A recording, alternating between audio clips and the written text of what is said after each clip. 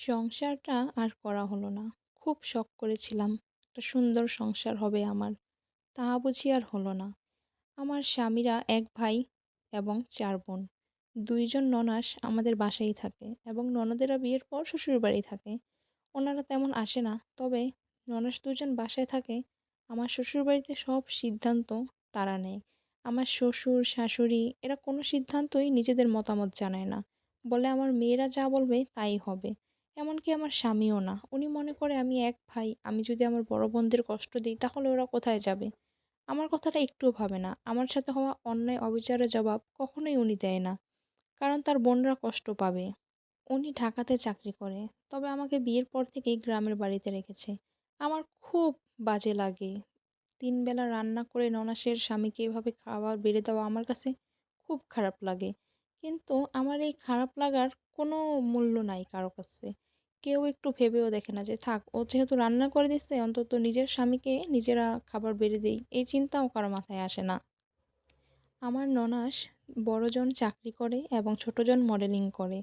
ছোটজন ইন্ডাস্ট্রিতে থাকে, তার সারাদিন নতুন, নতুন পোশাক পরা, মডেলিং, শুটিং এগুলি থাকে। সে বাসায় খুব কম সময় থাকে। তার হাসব্যান্ড সারাদিন বাসায় শুয়ে বসে থাকে। এক বাসায় এক ঘরের মধ্যে এরকম আমার খুব বিরক্ত লাগে। ননাস চাকরি করে, তার জামা-কাপড় সহ তার সব কাজ আমাকে দেখতে হয়। সে সকালে যাবে তার জন্য রান্না করে, তার জন্য টিফিন প্যাক করে খাবার দিয়ে দিতে হয়। আমি বিয়ের আগে আমাকে এরকম বলে নাই। তখন বলছিল যে আমার ননাসেরা তাদের শ্বশুরবাড়িতেই থাকে। তারা এই বাড়িতে থাকে এটা নিয়ে আমার কোনো অভিযোগ নেই। যদি তারা একটু বন্ধুত্ব সুলভ হতো, আমার সাথে একটু ভালো ব্যবহার করত তাহলেই তো হতো। তারা নিজেদের স্বামীদের সঙ্গে নিজেদের খুব ভালো ব্যবহার। কিন্তু আমার স্বামী আমার সঙ্গে একটু ভালো ব্যবহার করলেই তারা কেন যেন মানতেই পারে না। একবার আমার জন্য উনি ঢাকা থেকে একটা সুন্দর শাড়ি এনেছিল। সেই শাড়িটা আনার সাথে, সাথে আমার ননাস নিয়ে নিয়েছে। এটাতে উনি খুব কষ্ট পেলেও কিছুই বলতে পারেনি। কারণ বড় বোনকে কিছু বললে বোন কষ্ট পাবে এজন্য বোনকে কিছু বলা যাবে না। আর আমার শাশুড়ি আম্মাও একবারও বলেনি যে, "বৌমার জন্য শাড়িটা এনেছে, তুই এটা নিস না, বৌমাকে দিয়ে দে।" এরকম ছোট, ছোট ব্যাপারে তো সারাদিন চলেই। এছাড়াও বড়, বড় ভাবে আমাকে অনেক অপমান করে। আমার বাড়ি থেকে কি দিল না দিল, আমি কি করলাম, আমি কি খাবো না খাবো এগুলোও তারা ঠিক করে দেয়। সারাদিন রাত এক করে আমি কাজ করে রান্না করে তাদের খাওয়াতাম। অথচ সপ্তাহ শেষে আমার স্বামী বাসায় আসলেই ২ বোন মিলে আমার নামে অনেক, অনেক বদনাম করত।